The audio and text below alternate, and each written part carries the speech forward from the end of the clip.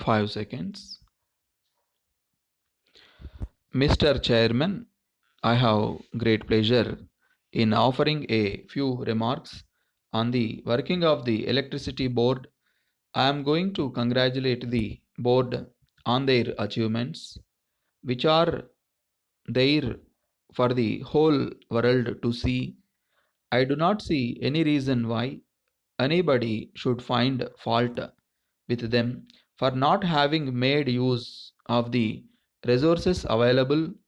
On the other hand, we are able to see that we stand first in the whole country as far as hydroelectric development goes, and as far as the use of electricity for irrigation purposes is concerned, and by way of the total number of consumers, we stand second in the whole country in generation of power. In the circumstances, I thought that everybody would be glad to congratulate the electricity board. These are days of revolution. We have heard of the green revolution in the field of agriculture.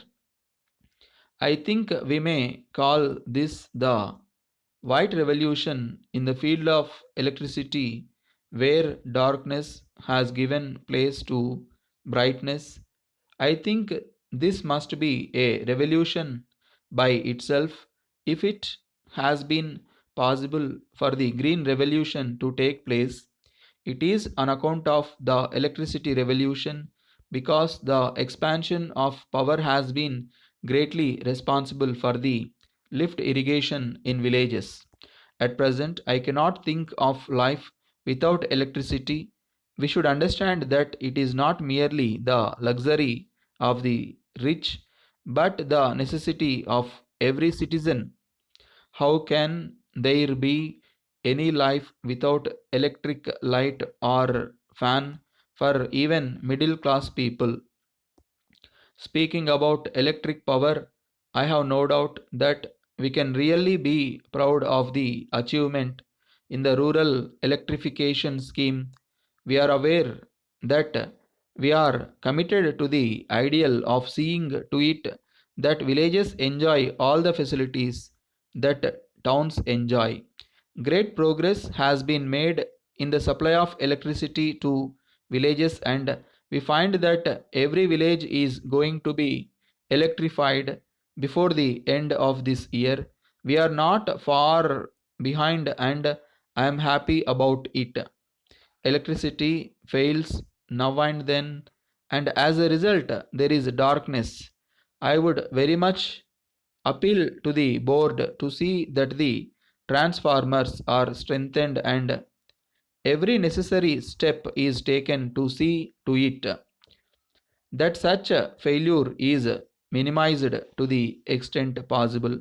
But I am happy in another way. We are in charge of a few hostels where there are children from villages, and I am happy that the Harijan colonies are being fast electrified. They must be electrified as soon as possible, because when the boys in the hostels go home during the holidays, they do not have these amenities at home. I would very much like to appeal that there should be a community hall in each such colony, provided with a bright light supplied free by the government, where all the children may be able to read when they go home during vacation. I hope this will be given top priority. Reference was made to the power cut, and it is hoped that this would be eliminated at least next year. I have my own fears about this.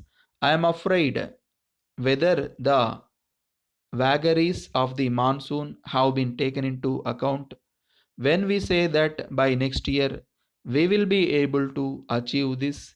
I agree that we have to cooperate with the government and see that all the restrictions are observed. Here, I would like to make an appeal to all the departments of the government to see that there is absolute economy in the use of electricity. Letter dated 20th April 1990 from Ajanta Cycle Manufacturers Limited, Calcutta, to Messrs. Nayak Trading Company, Bombay. Dear sirs, with reference to your instructions, we have booked your order for 200 pieces of Ajanta cycles, complete with accessories. We are sorry to inform you that on account of irregular power supply in this region during the past 1 month, our program of production has suffered very much, and it has resulted in huge backlog of orders. So we are afraid that it will not be possible for us to execute your order according to the schedule of delivery agreed upon.